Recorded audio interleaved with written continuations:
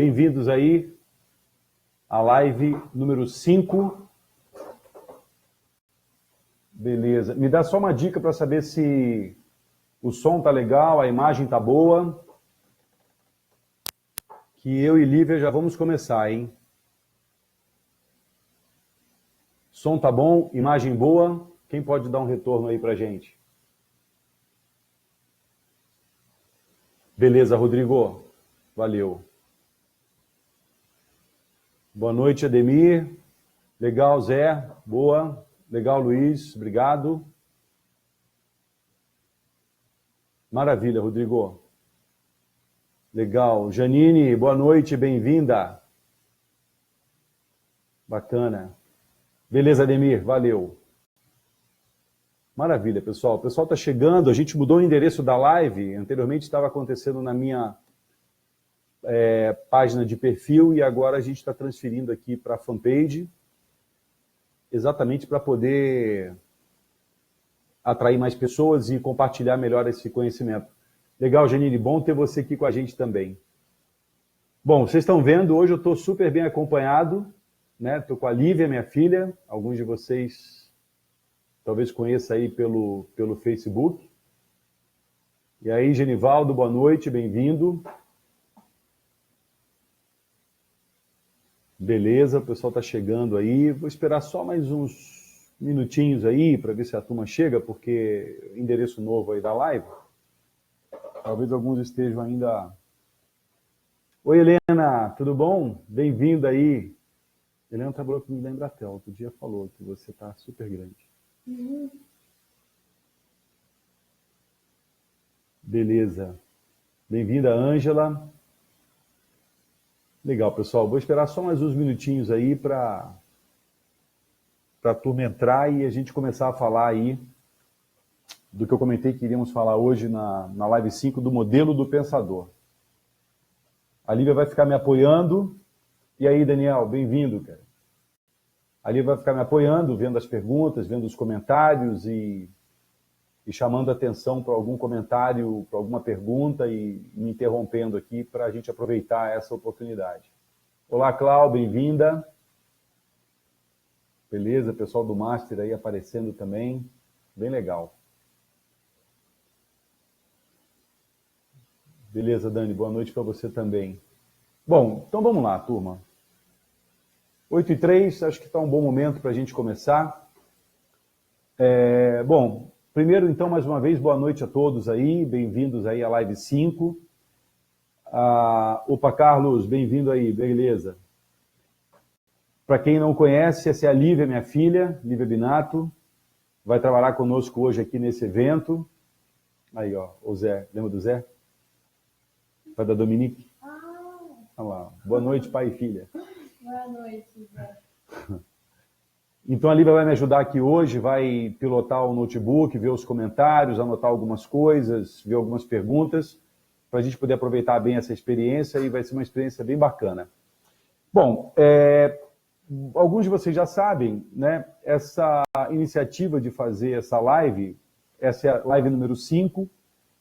A ideia é promover um ambiente voltado assim para grandeza e realização. A gente vive hoje num mundo muito estimulado por riqueza, por sucesso, por símbolos de notabilidade, coisas que fazem as pessoas se sentirem diferentes, mas voltado para uma coisa mais de riqueza e sucesso. E eu acredito que todos podemos atingir uma vida com grandeza e com realização, porque são recursos internos nossos. A gente pode trabalhar uma vida com grandeza e realização sem necessariamente ficar naquela pressão de ser rico e de ter sucesso, coisas desse tipo. Nada contra a riqueza e nada contra o sucesso, mas eu acredito que isso seja uma consequência de um caminho construído com grandeza e realização, onde haja causa e efeito, onde haja o plantio e a colheita. Então, isso tem sido interessante, as pessoas têm apoiado, tenho recebido muitas mensagens aí pelo inbox, por e-mail, pelo WhatsApp, entendendo o ser útil, entendendo ser positiva essa nossa iniciativa.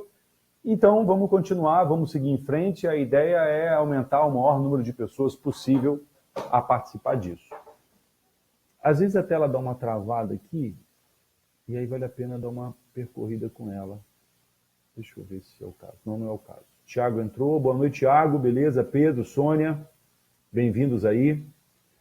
Então, olha, nessa live 5, eu comentei, apesar de algumas pessoas terem me mandado alguns temas, eu vou guardar esses temas que as pessoas mandaram para uma próxima live.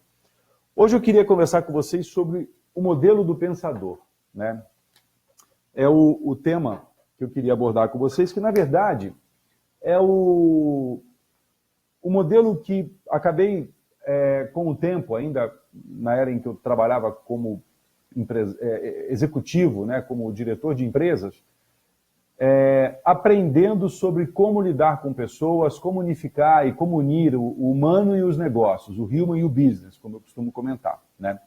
Essa experiência acabou avançando, essa experiência acabou se tornando uma metodologia própria, essa experiência acabou dando origem a um livro que alguns de vocês já conhecem, o Modelo do Pensador, Respostas para a Liderança, Estratégia e Gestão, mas apesar de ter um título parecido com algo voltado para empresas, é um livro muito voltado para o indivíduo, para pessoas, equipes e empresas, né?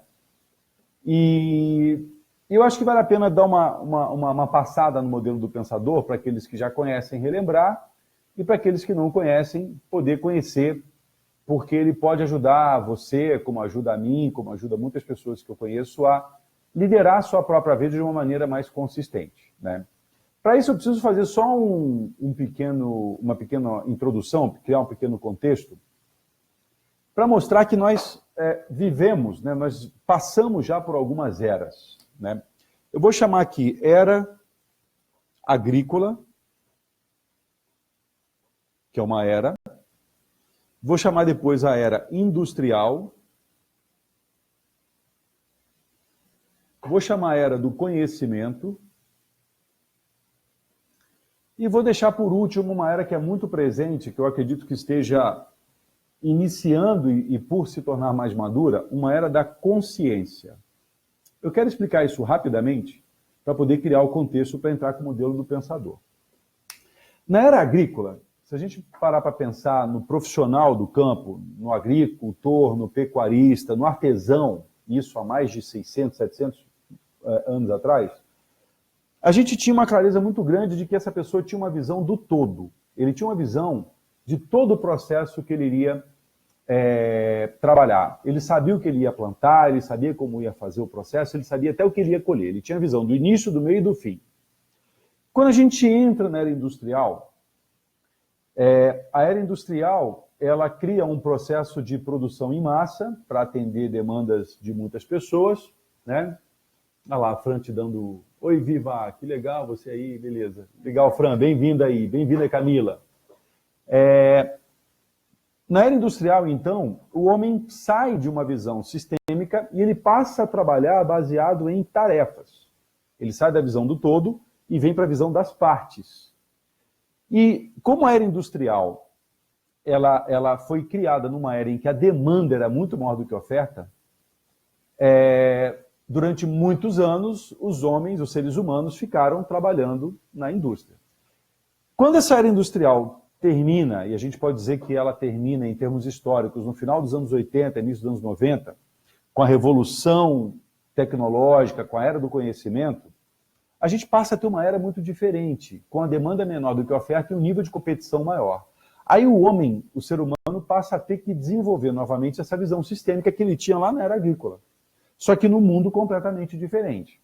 É aí que eu defendo a ideia de que as pessoas têm que entrar numa era da consciência para poder começar a se dar conta de que ela precisa começar a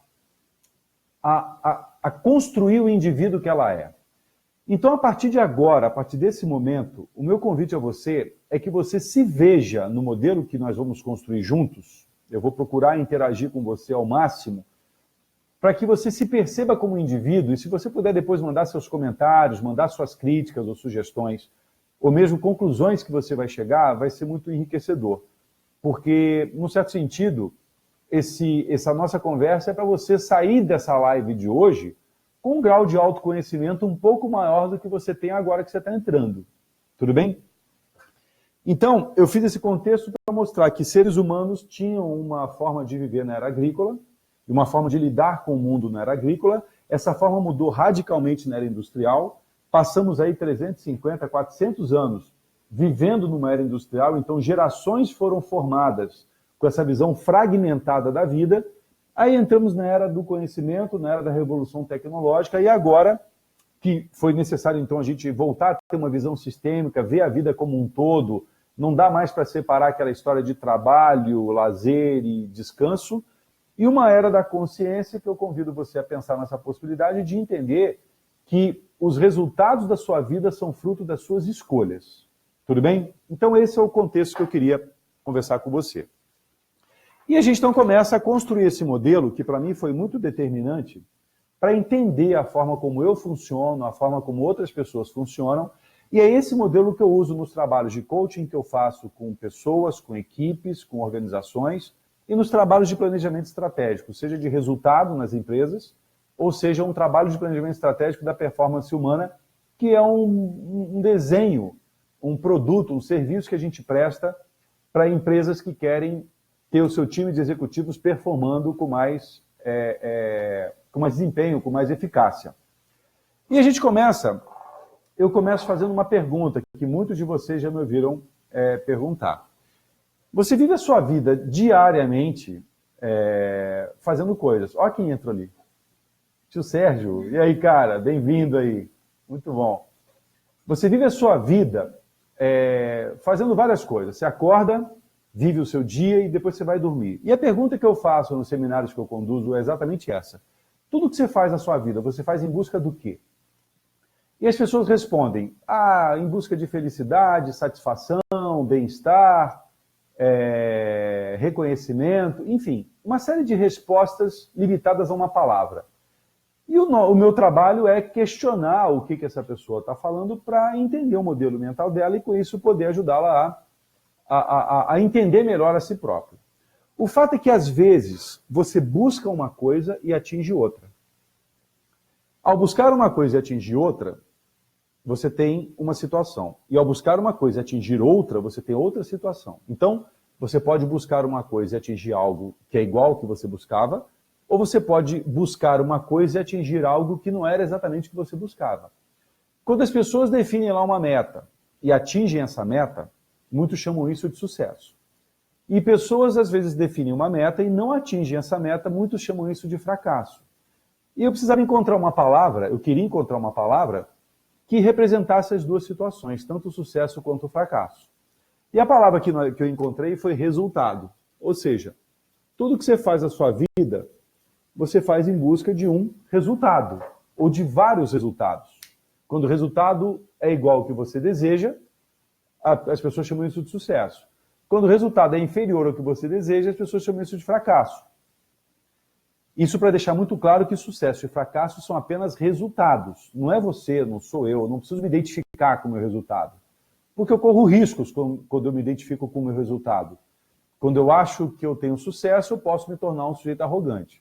Quando eu acho que eu tenho fracasso, eu posso me tornar um sujeito com uma autoestima muito baixa. E eu me confundo com isso. E eu não consigo nem manter o sucesso e nem sair do fracasso. Por isso que eu procuro e tenho procurado nessas lives trabalhar muito esse conceito de grandeza e realização, porque ele foge dessa visão de sucesso ou fracasso, né? Então o resultado é tudo que a gente busca nas nossas vidas. De uma certa maneira, tudo que nós buscamos são resultados nas nossas vidas. Legal. Não entendi. Que tal aprendizado? Não entendi essa pergunta.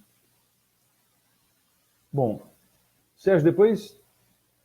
melhor a pergunta, que tal aprendizado? Bom, depois você faz um comentário aí sobre essa pergunta, que eu não entendi bem.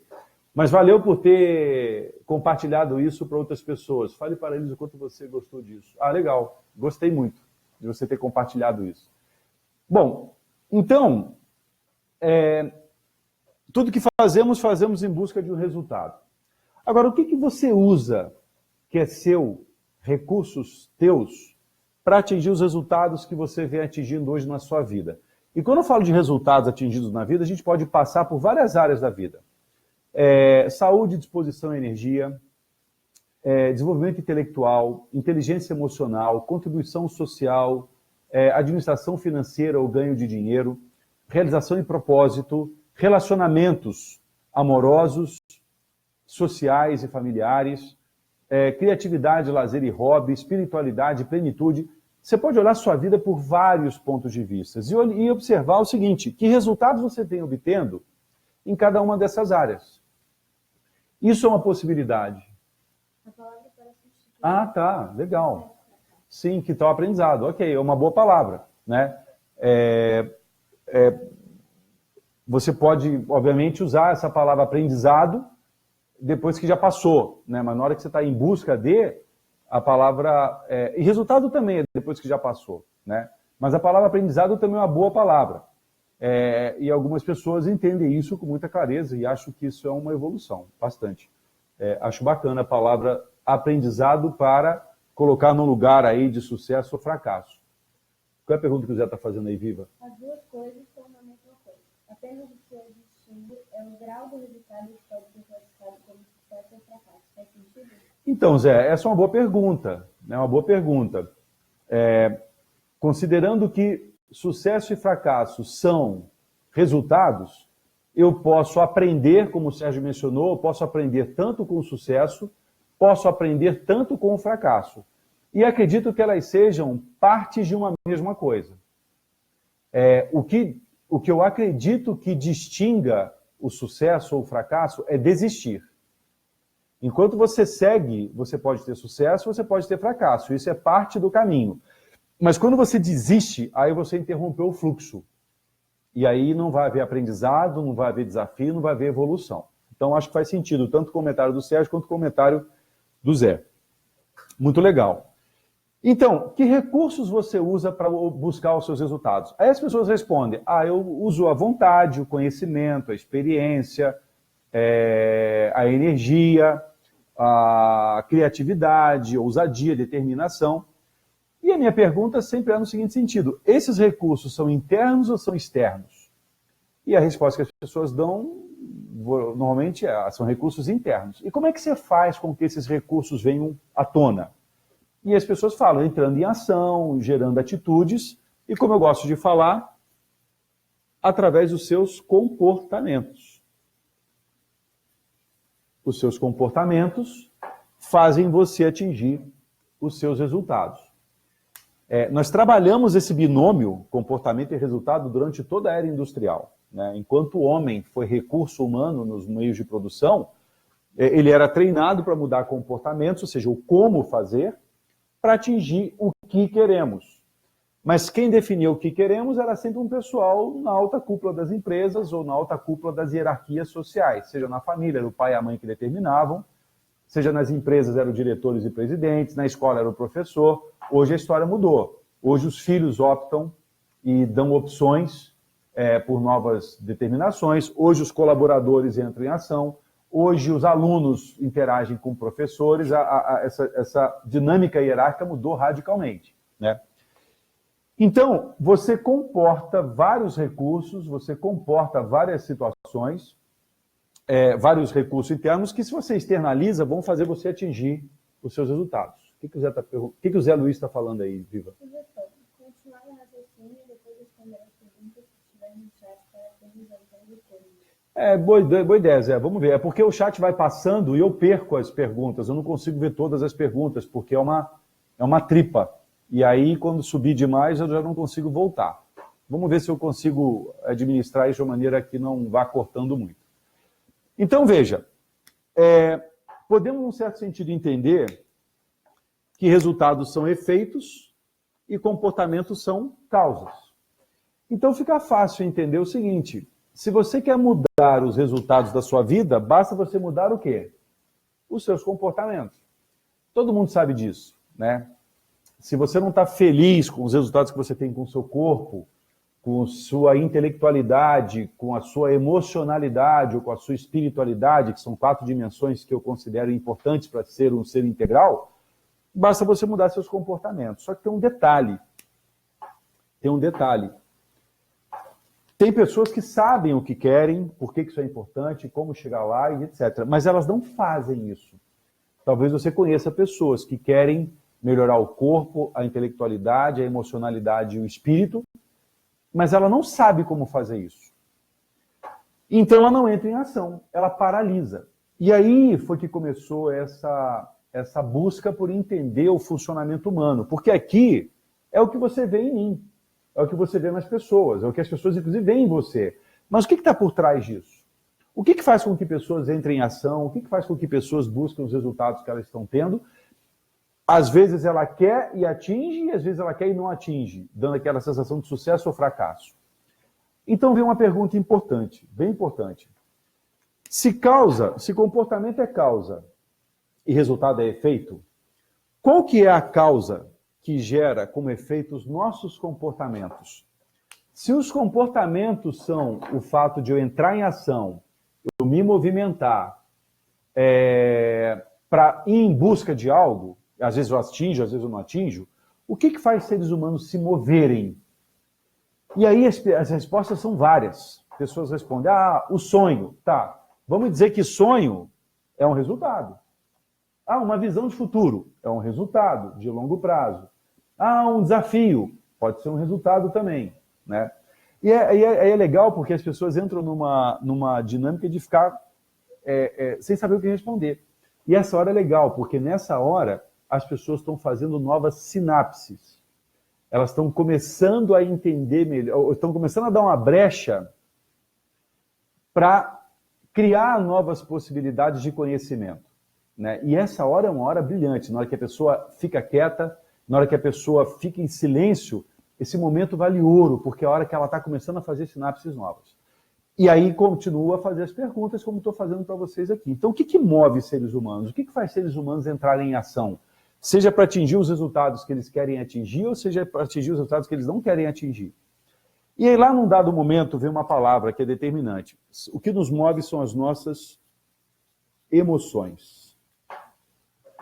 A palavra emoção, ela vem de um verbete do latim, que vem do movere, ou emovere, que é exatamente o fato de você se mover. Por isso que a inteligência emocional é um conhecimento preponderante. Eu tenho buscado trabalhar isso, inclusive, em escolas. Tenho feito um trabalho incipiente na escola da Lara, minha outra filha, irmã da Lívia, e agora em outubro vamos fazer uma semana da jornada lá dos alunos das escolas Waldorf, e a gente vai fazer um workshop de segunda a quinta-feira falando disso para uma galera da pesada lá. A gente precisa trazer isso para os jovens, para as pessoas entenderem que o que as move são as suas emoções. Aí eu costumo provocar as pessoas fazendo a seguinte afirmação, que eu vou fazer para você agora, e queria que você sentisse contato com a emoção que você vai sentir. Você faz duas coisas na sua vida durante toda a sua existência. Da hora que você nasce até a hora que você morre, você passa a sua vida fazendo só duas coisas. Que duas coisas são essas? Ou você está fugindo da dor, ou você está buscando o prazer. Eu posso expressar isso de várias formas. Eu posso expressar isso. Olha só, a Adri chegou, Adriana Soares, Robson Binato, grande primo, Roberta está aí, a Izinha lá, Elô chegou. Carlos Araújo, bem-vindo aí também, beleza. Já estava aí com a gente. Eu posso chamar dor e prazer de várias formas. Eu posso dizer que pessoas passam a vida ou fugindo da dor ou buscando o prazer. Eu posso dizer que elas passam a vida fugindo da rejeição e buscando a aceitação. Eu posso dizer que elas passam a vida fugindo do medo e buscando a confiança ou o amor. Posso dizer que elas passam a vida fugindo da ameaça e buscando a oportunidade, fugindo do custo e buscando o benefício, fugindo da necessidade e buscando o desejo. Tem binômio para um monte de área do conhecimento e para um monte de modelo mental. O fato é que é importante distinguir, e eu não vou conseguir aprofundar nisso agora, pode ser até tema para uma próxima live, falar sobre inteligência emocional, que fugir da dor não é igual a buscar o prazer. São coisas completamente diferentes. Fugir da dor é um movimento, buscar um prazer é outro movimento. Fugir da dor é sair de onde você está. Buscar o prazer é ir para onde você quer ir. E são poucas as pessoas que têm clareza do que elas querem ser, fazer ou ter nas suas vidas no futuro, né? Então as emoções têm um papel predominante. Se você não consegue administrar suas emoções, ela vai administrar você. Então tem um conceito que eu gosto muito, que é o conceito um conceito que fala sobre você agir com a emoção ou agir a partir da emoção. Quando você age com a emoção está em você, mas você está na liderança, você está no comando, por assim dizer. Então você sente o medo, mas você está equilibrado nesse medo. Você sente entusiasmo, você está equilibrado nesse entusiasmo. Você sente tristeza, você está equilibrado nessa tristeza. Ou seja, há um equilíbrio entre razão e emoção. Mas quando você vive a partir da emoção, a emoção vai tomando conta, vai aumentando, vai aumentando, vai aumentando. Daqui a pouco você se torna emoção. Aí sai o ser racional e entra só o ser emocional, né? Tem pessoas que dizem que a vida vista pelas pessoas muito emocionais é uma tragédia. E a vida vista por pessoas muito racionais é uma comédia, né? Então você veja que o teatro é um lugar onde se pratica as emoções. Por isso as pessoas gostam tanto do teatro, porque lá viver as emoções é um negócio bacana. Mas nas empresas não. Em muitas famílias não. Em muitos grupos sociais não. Esse trabalho de libertar e tornar livres as emoções é quase que proibido. É impressionante como as pessoas têm uma facilidade de demonstrar a dor física, a dor intelectual, né? Às vezes até um trunfo, né? Um triunfo, na verdade. Poxa, corri uma maratona, malhei a noite toda, fiz uma prova de tantos quilômetros e tal, e as pessoas erguem isso um troféu. Às vezes as pessoas passam a noite estudando, fazendo um mestrado, fazendo um doutorado, fazendo pesquisas e falam, puxa, perdi várias noites fazendo isso e erguem um troféu. Mas as pessoas têm uma dificuldade tremenda de compartilhar suas dores emocionais. Porque por alguma razão qualquer isso afeta a autoestima, isso afeta o amor próprio e muitas pessoas preferem fugir dessa dor do que enfrentar. E como bom fugitivo que eu fui durante muitos anos, eu digo que por ter fugido muito da dor, eu acabei não exercitando esse músculo. E quando vinha uma necessidade de segurar uma onda com esse músculo, ele estava fraco e eu caía nisso. Então, eu passei alguns bons anos fugindo da dor e tenho procurado nos últimos 15 anos buscar as oportunidades, buscar o prazer, buscar a aceitação e não fugir da rejeição. Isso começa em mim, naquele papo que a gente teve na Live 4 de autoconhecimento. Então, queria que você pensasse na possibilidade. Você é um ser que vive predominantemente buscando o prazer ou predominantemente fugindo da dor? E é muito razoável que as pessoas confundam esses conceitos. Muito razoável.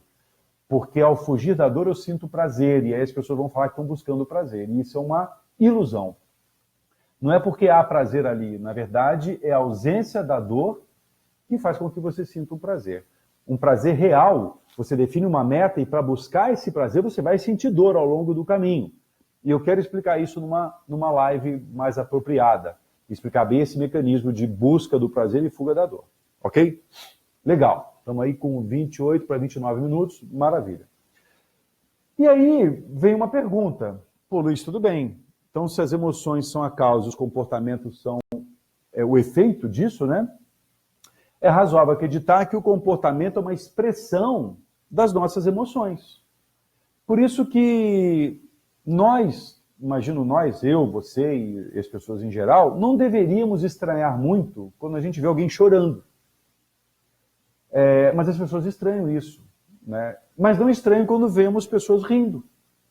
A gente acha legal as pessoas rirem, mas acha estranho as pessoas chorando.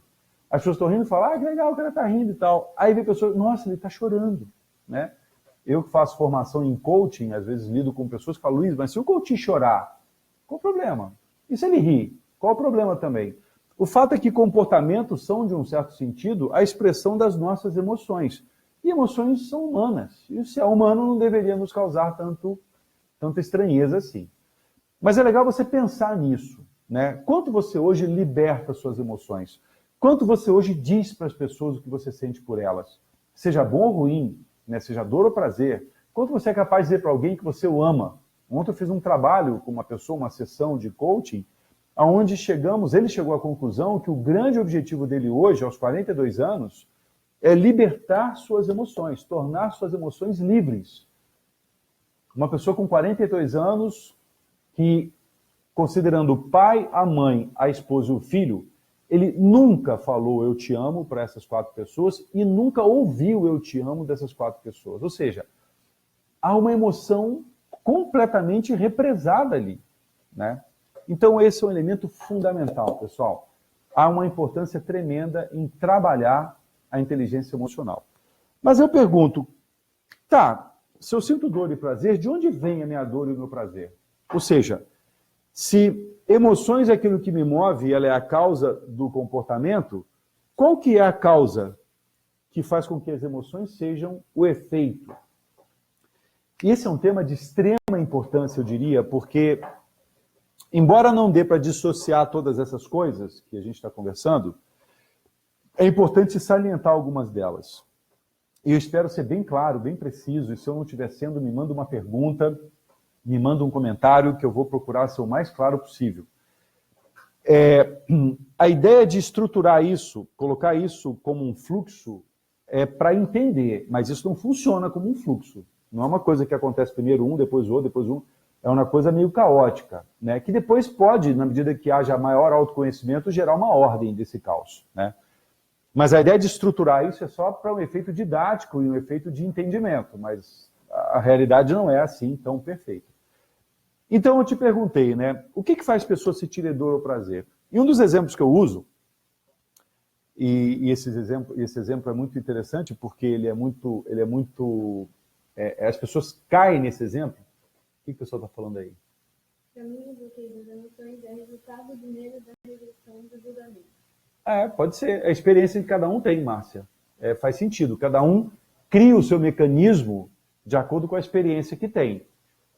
O que você fala aí faz muito sentido. Se eu tenho medo da rejeição do julgamento, eu procuro, então, me isolar dessa possibilidade do medo de ser rejeitado e do medo de ser julgado, né? E se encontra essa causa, puxa, aí trabalhar isso é muito mais tranquilo. Legal, Sônia, tá bem claro, então tá bom. Vão me dando um feedback aí, pessoal, se tá claro ou se eu preciso explicar alguma coisa melhor.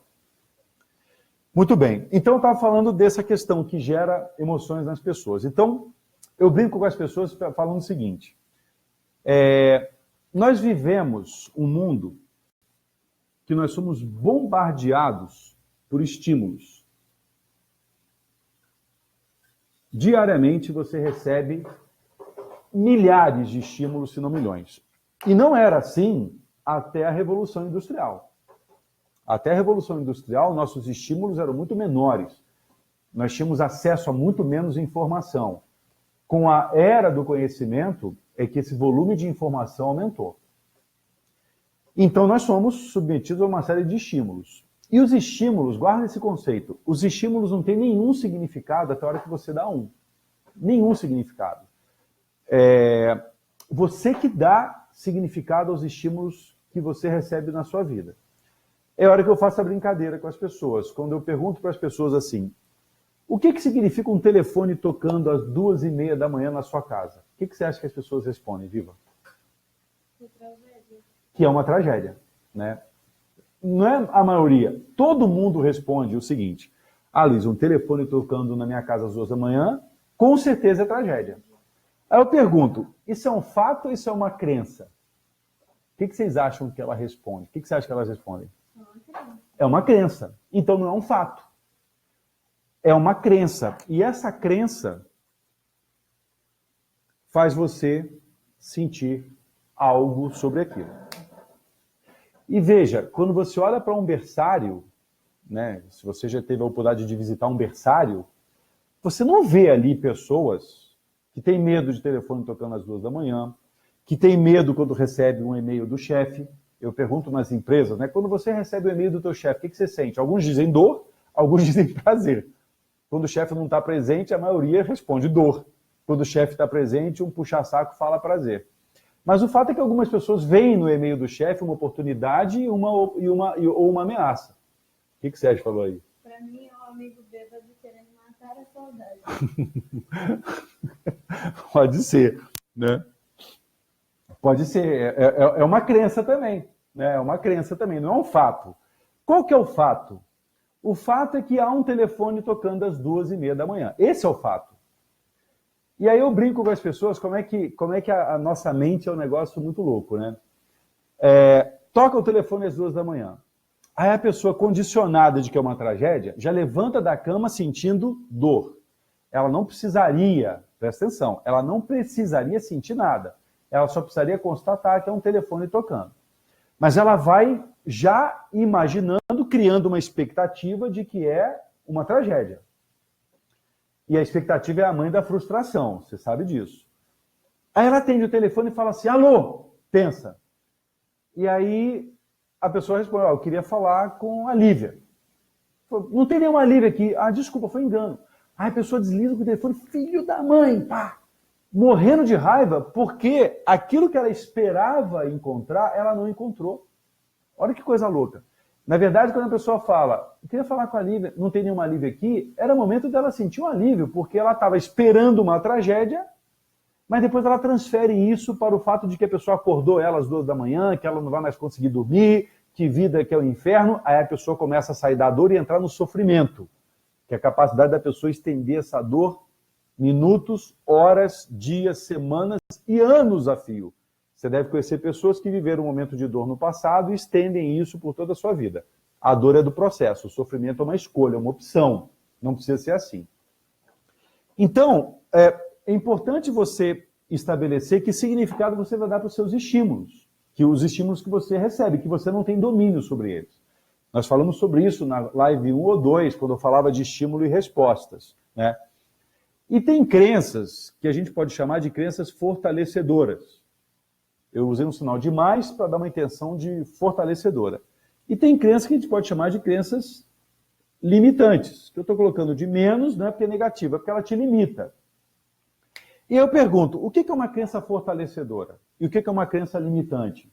Aí algumas pessoas respondem, uma crença fortalecedora é um pensamento positivo, é uma crença que te gera prazer. O que o André está falando aí? A mente reage diante das experiências e das expectativas. Às vezes gera reações tidas como preconceituosas diante dos medos e princípios. André, eu acho bacana o que você colocou aí, mas eu quero te fazer um desafio, né? A mente reage diante das experiências e das expectativas que o ser, em tese dono dessa mente, estabelece. Aí a pergunta que eu faço para você e para todo mundo que está aqui é o seguinte, quem manda em quem? É você que manda na sua mente ou é sua mente que manda em você? Eu conheço pessoas cuja mente manda nela, e conheço alguém que foi assim durante uns bons anos. Mas conheço pessoas que aprendeu a liderar a sua própria mente. Aprendeu a liderar o dualismo que vem com o jogo do ego e da consciência. Então a mente não faz nada que você não permita. Em tese, você é senhor da sua própria história. Você é senhor dos seus pensamentos.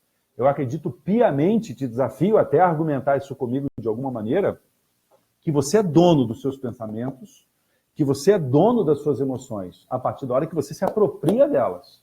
Enquanto você não se apropria, possivelmente você pode pensar coisas que alguém plantou na sua cabeça ou sentir emoções que alguém mandou você sentir. E aí a gente não está falando de um indivíduo pleno, forte e dono do seu próprio caminho, dono do seu próprio destino, das suas próprias escolhas. Então, as pessoas confundem crenças fortalecedoras com coisas positivas e crenças limitantes com coisa negativa. Não, é um equívoco. Na verdade, uma crença fortalecedora é uma crença que gera em você uma emoção que faz com que você tenha e essa emoção pode ser dor ou prazer, que faça com que você tenha um comportamento que leve você aos resultados que você quer na sua vida.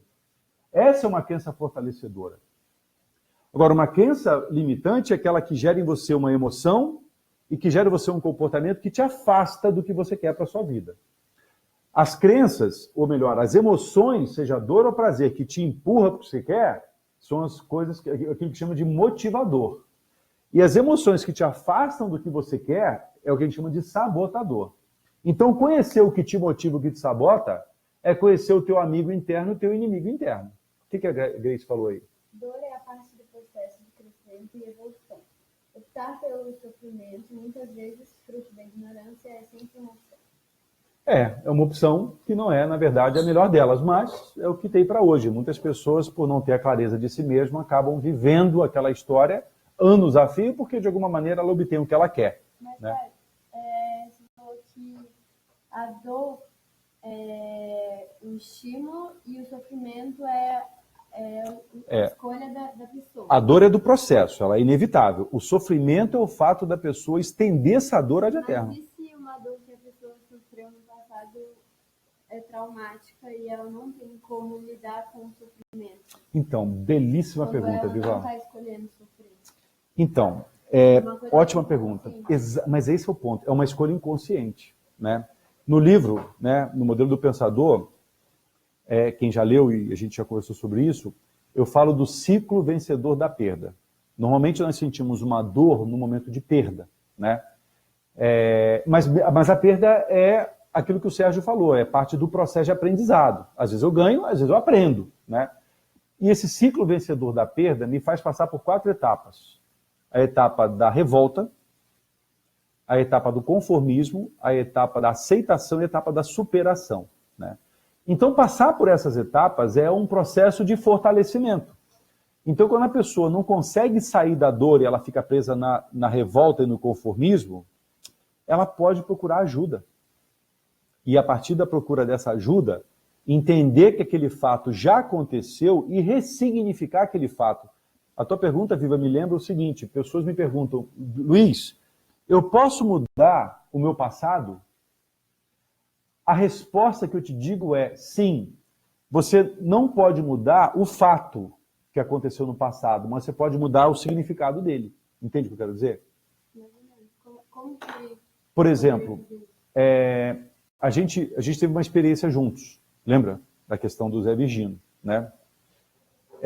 Uma pessoa pode ter uma perda no passado, não vou falar desse caso agora porque tem que explicar, mas a pessoa pode ter uma perda no passado e dar o seguinte significado: aquela pessoa me traiu e eu sinto dor por conta disso. E ela pode, aprendendo e evoluindo ao longo do tempo, entender o seguinte, olha, aquela pessoa fez o que ela tinha que fazer para buscar a felicidade dela. Percebe uma mudança de significado daquele evento lá de trás? Então, muda a crença, entendeu? Porque todos nós fazemos coisas, nossos comportamentos sempre têm uma intenção positiva, entende? Todo comportamento traz em si uma intenção positiva. Falamos de pessoas, obviamente, funcionais, né? Então, quando eu olho para trás, por exemplo, né? Por exemplo, eu posso dar exemplos aqui de contratos que eu perdi, que eu não ganhei, e que eu dei um sinal assim, essa empresa não está preparada para o trabalho que eu venho a fazer. Baita demonstração de arrogância. Mas era a crença que me confortava. Mas ela não era nem fortalecedora, nem limitante. Era só uma crença para me fazer fugir da dor. Mas na hora que eu falo, não, realmente, talvez eu não tivesse preparado para fazer um trabalho naquela empresa. Isso muda o significado. Então eu saio daquela dor do passado, que ainda é presente, por isso não é passado, é sofrimento, e sigo o meu caminho para frente. Isso funciona muito em relacionamentos rompidos, em empregos perdidos, e principalmente em momentos de muita conturbação, como os momentos que a gente está vivendo. Quantas pessoas estão vivendo perdas e atribuem a essas perdas uma dor, quando poderia ser uma oportunidade? Por isso que eu botei outro dia no Facebook uma frase que é muito representativa para mim.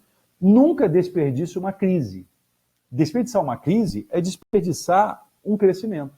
É na crise que nós evoluímos. É numa revolta que se forma um marinheiro, e não numa lagoa, numa piscina ou num laguinho. Faz sentido isso? Né? Então a dor é um elemento fundamental para o crescimento, não tenha dúvida. Vê se tem uma pergunta aí.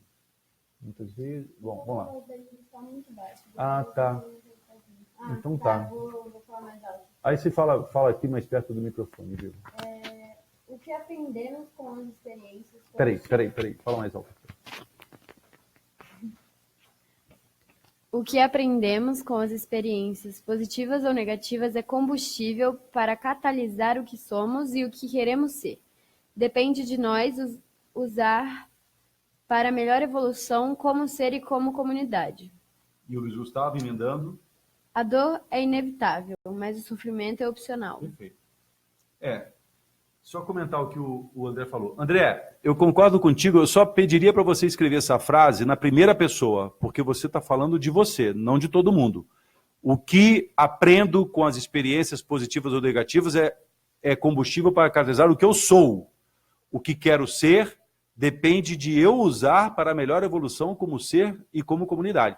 Esse é o exercício que na live 4 eu pedi para algumas pessoas fazerem.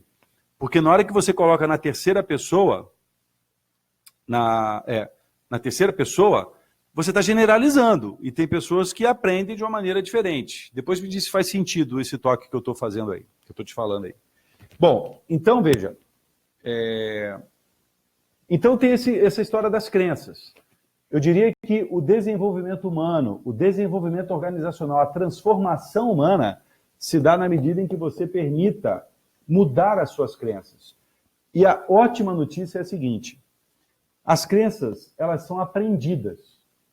De novo, né? Quando você olha para um berçário, você não pode dizer que ali tem crianças ou bebês que consideram que um telefone tocando às 2 da manhã é uma tragédia.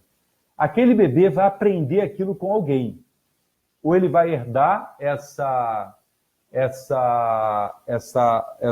sensação ou essa crença, ou ele vai construir sua própria crença. O que o Elmo está falando aí? Muito difícil ressignificar o passado sem alguma ajuda externa. Geralmente, o processo de dor trava, entre aspas, os pensamentos. Ok, Elmo, eu concordo contigo. Eu acho que a jornada, ela é desafiadora, muito desafiadora. E, por vezes, apesar de eu acreditar que a jornada ela é individual, o que você sente, o que você pensa, o que você transforma é só seu, ter parceiros ao redor faz total sentido. Por isso a importância de um professor, de um pai ou de uma mãe, de um consultor, de um coach, de um psicólogo, de alguém que trabalhe numa área de ajuda, um ajudador, né? E, obviamente, pessoas preparadas para receber essa ajuda também. Tem muita gente que não quer ajuda, né? Roberto, sua voz ficou ruim Tá. em algum momento. E agora, melhorou, Roberto? Me dá um feedback aí se ficou ruim só para você ou para todo mundo. Se for só para você, talvez seja o seu computador aí, tá? Então vamos seguir aqui, porque estamos já a 47, indo para 48 minutos da nossa live. Então, veja, as crenças são aprendidas. Então, como é que é esse processo de ressignificação? Na verdade, eu vou falar, vai parecer simples, mas é um evento que gera um certo trabalho. Na verdade, não é um evento, é um processo. É você trocar o significado. É tirar uma crença que se julga limitante e colocar uma crença possibilitadora no lugar. E depois é treino. É treino, porque a repetição é mãe da sabedoria. Você aprende que um telefone tocando às 2h30 da manhã é uma tragédia, porque isso se repete na sua vida constantemente. Ou no imaginário, no inconsciente coletivo, né? Agora ficou bom, era a posição do microfone. Ok, legal, beleza. Tá legal aqui, tá legal, beleza, legal. Então, você pode desafiar as suas crenças. Esse é o grande termo que eu queria dividir com você. Desafie a sua crença. E como é que se desafia as suas crenças? Fazendo perguntas. Será que o que eu penso é a melhor forma de pensar mesmo? Será que o fato de eu acreditar que eu só serei feliz casado ou casada é a melhor forma para atingir um resultado que eu posso chamar de felicidade? Será que vale a pena eu continuar acreditando que a minha felicidade está na mão de outra pessoa? Será que eu não tive nenhuma responsabilidade quando eu fui mandado embora do meu emprego? Essa é uma pergunta que eu fiz para um cara que faz coaching comigo já há algum tempo, e eu comentei aqui com vocês em alguma live, que ele foi demitido e eu perguntei, qual foi a sua responsabilidade por esse evento? E no primeiro momento ele achou isso estranho. Depois ele, como ele vinha fazendo um trabalho já há algum tempo, ele falou isso. Eu não prestei atenção, eu não acompanhei o movimento, eu estava preocupado muito mais com o emprego do que com o trabalho, então eu sei sim que eu tenho uma responsabilidade sobre isso. Então assumir a responsabilidade, a gente falou sobre isso numa live anterior, é fundamental para você começar a se apropriar do seu sistema de crenças. Porque quando você se dá conta de que você tem um sistema de crenças, ele já foi formado por outras pessoas há muito tempo. Travou ainda, Sérgio? Vê aí se está travado. Aqui está funcionando. Vamos lá, André. Correto. Peraí, Viva. Peraí. Fala aqui. Correto. Busco isso e entendo ser algo que outros deveriam buscar. Crescer com as experiências, minhas e dos outros. Beleza. Então, olha só, André, mais um toque aí, me ouça com todo o amor do mundo. Faz a tua parte, né? Eu costumo dizer para as pessoas, você tem um papel, uma tarefa no mundo. você pode ser qualquer coisa na sua vida, menos infeliz. E a felicidade é uma responsabilidade sua. Estou falando isso na frente da minha filha, ela sabe disso, ela me ouve falar isso há muito tempo já. A felicidade é um problema seu, uma solução sua. E a melhor coisa que você pode fazer pelo mundo é ser uma pessoa feliz. Por 2 motivos. Primeiro, é menos um infeliz no mundo. E segundo, se você se tornou alguém feliz, você pode inspirar outras pessoas a serem felizes também. Mas esperar que os outros sejam felizes como necessidade minha, isso eu acredito que seja um tremendo equívoco. Então, nesse momento, eu vou pedir para você e para todos nós focarmos no eu. Mas num eu cuja ideia é uma construção da minha individualidade, que é diferente de individualismo. Também já falei isso em outra live, e se for o caso, eu explico em outro momento, tá? Então veja, na medida que as crenças têm esse papel, eu posso entender, devo entender na verdade, que essas coisas todas se amparam em 3 pilares, que aí nós vamos entrar no nível mais profundo do ser humano. E eu vou jogar os 3 pilares aqui, para que a gente já saiba sobre eles, né? Isso tudo está amparado no nosso sistema de valores, nos nossos princípios e no nosso propósito. Veja que eu coloquei valores no plural, princípios no plural e propósito no singular. Eu vou falar sobre esses termos, mas tanto quanto falar de emoções é um tema mais aprofundado, falar de valores, princípios e propósito também é mais aprofundado. Mas vamos lá, o que tem? A Amanda, minha amiga, está assistindo. Opa, Amanda, bem-vinda aí, Amanda. Amande?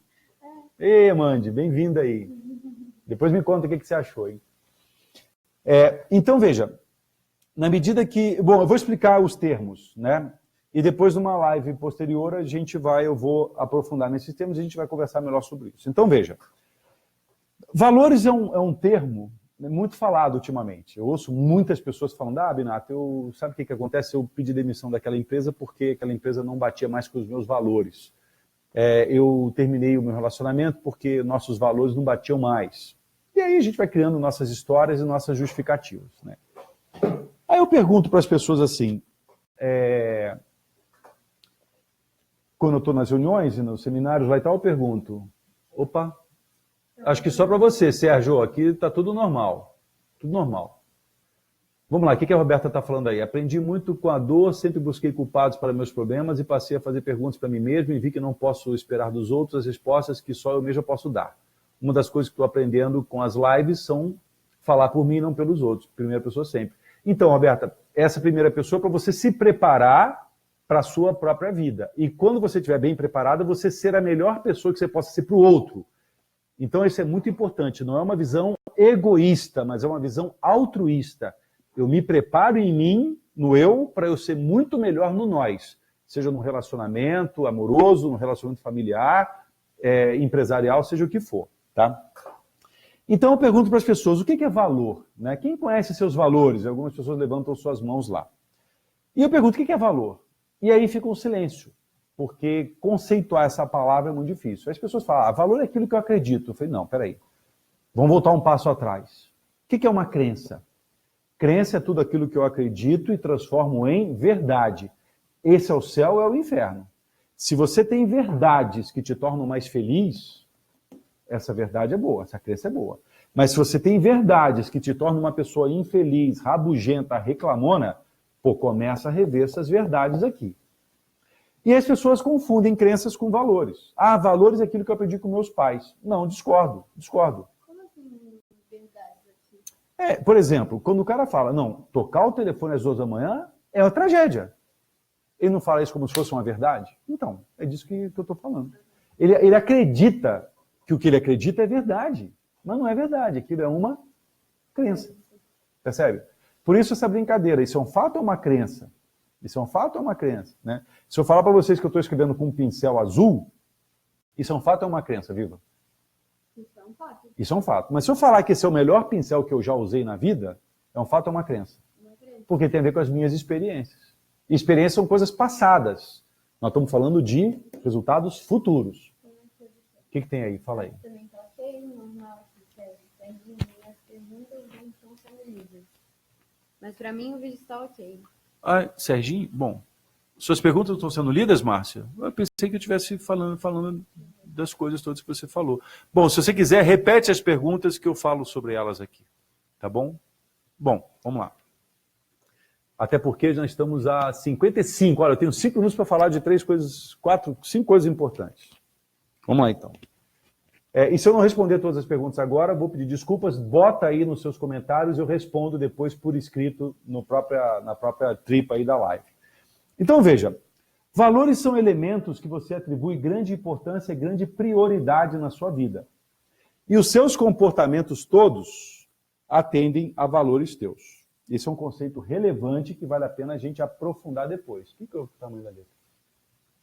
Diminuiu? Bom. Agora, o que é um princípio? Princípio é um valor que eu não negocio. Princípio é um valor que eu não negocio. Ai, o que houve aqui? Princípio é um valor que eu... Ih, caramba, agora melou. Espera aí, galera, só um minutinho que deu um problema aqui. O que houve aqui? Ah, lá. Bom, agora que sumiu mesmo. Bom, aí beleza, deixa quieto, não mexe mais não. Valores é aquilo que eu atribuo importância e prioridade. Então, por exemplo, tem valores meio, que são coisas tangíveis, e valores fim, que são valores intangíveis. Valores tangíveis, sua casa, sua família, seu carro, o dinheiro que você tem guardado, seu cargo e seu emprego, são coisas importantes e prioritárias na sua vida. E valores fim, aquilo que esses valores meios te fazem acessar. Conexão, integridade, reconhecimento, realização, amor, paz de espírito, coisas intangíveis, mas que habitam a sua essência. E tem coisas que, em momento na vida, você negocia. Às vezes você para num sinal de trânsito às 2 da tarde, respeitando um valor que é civilidade, e colocando segurança abaixo dele. Mas às 2 da manhã, num determinado lugar, você passa no sinal de trânsito, portanto, segurança é mais importante que civilidade. Você negocia. Mas princípio é algo que você não negocia.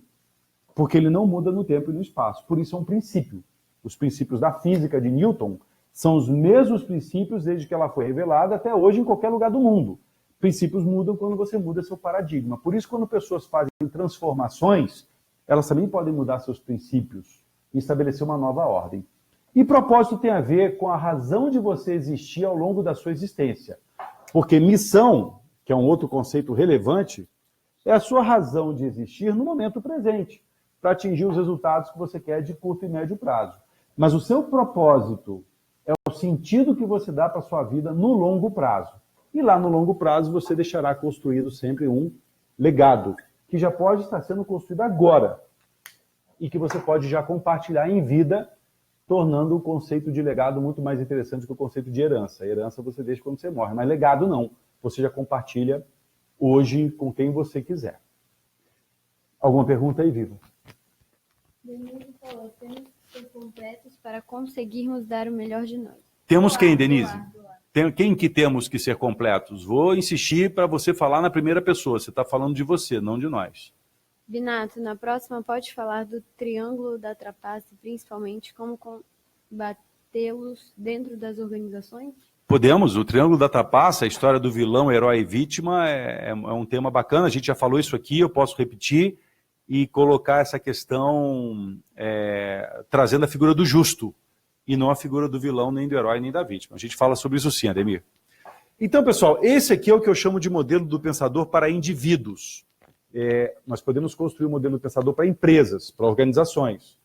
Até uma pessoa me perguntou na live passada, não estou lembrando exatamente o nome dela, sobre esse contexto para organizações. Se isso for uma demanda de mais pessoas, a gente pode pensar em falar sobre isso. Então, esse é o modelo do pensador.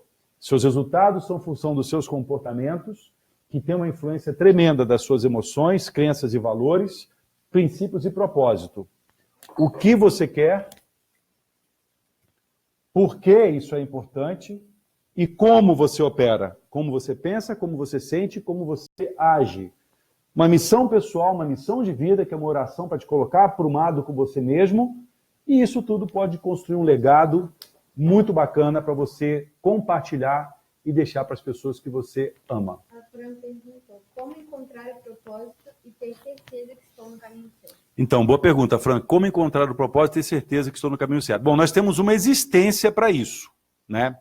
E essa certeza, eu diria que nós não temos. Essa certeza será um sentimento de paz interior, um sentimento de equilíbrio interno, de se sentir encaixado no mundo, e ainda assim, em alguns momentos, eu acredito, pode haver uma oscilação. É um processo longo, e se for demanda da turma, a gente vai conversar sobre isso ao longo da semana, nós vamos aprofundar mais em emoções, crenças e valores, e obviamente princípios e propósito, mas é uma jornada longa, que agora, infelizmente, não vai dar para a gente abordar.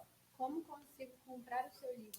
Como consigo comprar o seu livro? Entra, Fernando, no www.enchiade.com, que é o site da empresa, e na home dele tem lá uma capa do livro, você clica e já cai direto no site da editora, e lá você vai ter um desconto por comprar pela página do Enchiade.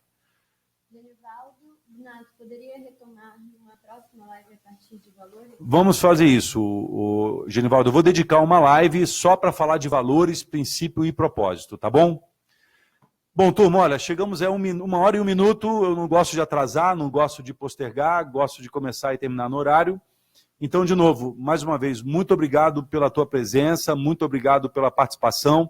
Se você tem perguntas ainda, coloque essas perguntas, eu vou procurar respondê-las ainda aí na tripa da live. De agora até mais tarde, vou ficar aqui com a Lívia respondendo essas questões. E obrigado pela presença. A partir de agora, a live vai ser nesse endereço, no LC Binato DHO.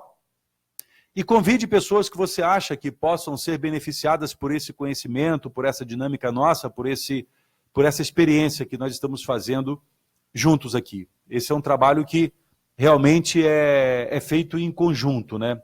Só para terminar, vamos lá, Fernando falando aqui, parabéns pela transmissão, mais uma vez muito legal, aprendi muito, até a próxima. Legal, Fernando, te agradeço.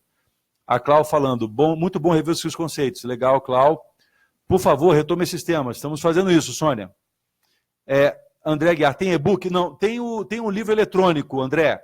Você pode comprar esse livro eletrônico, a versão eletrônica, no site da própria editora. Legal, a Fran colocou o site do Enchiade, obrigado, Fran. O Zé falando, Binato e Lívia, gratidão pela oportunidade de passar essa 1 hora com vocês, bacana. Legal, Elmo, obrigado, ótimo, também gostei muito. Grace, obrigada, Luiz e Lívia. Denise, obrigado. Léo, obrigado, Binato, show, abraço. Ademir, gratidão, Binato. Legal, pessoal, muito obrigado aí. Todo mundo aí falando. Márcia Portal, obrigado, muito legal, obrigado por compartilhar conosco. Denise, Lívia, lindinha, também acho. André, Amazon sim, pode procurar na Amazon. Dá uma olhada no Buscapé, que você até pode encontrar preços melhores lá. Roberta, obrigada mais uma vez, aprendo muito a cada live. Micheline, legal, Micheline, valeu, muito legal a live. Sempre vem novas reflexões, Clau, aprendizados para colocar em prática, bacana. Aí, ó, Fernando, obrigado, cara, valeu por ter colocado o site da editora aí, muito bom, tá? Zé Sérgio, o que está em cima é como o que está embaixo, o que está embaixo é como o que está em cima. Ok, Zé, isso dá um tema para o Kama Sutra, vale a pena discutir essa questão. Robson Binato, grande primo, muito bom, primo. Gostaria em alguma oportunidade de falar sobre ética e capricho profissional. Opa, belo tema. Livinha vai anotar e vamos conversar sobre isso. Marcela está perguntando, colocou a Lívia para trabalhar? Né? Em 1 hora tem que começar e tomara que comece por algo bom. Sempre bom me ouvir. Legal, Marcela, obrigado. Também gosto muito de estar com vocês aí. Pessoal, olha, 1 hora, 4 minutos, 22. Se ficar aqui, vamos ficar até mais tarde. A ideia é terminar no horário. Também gostei muito, Sônia. Um beijo para todos. Fiquem com Deus. Boa jornada, força sempre. Vamos com tudo. Até mais. Tchau.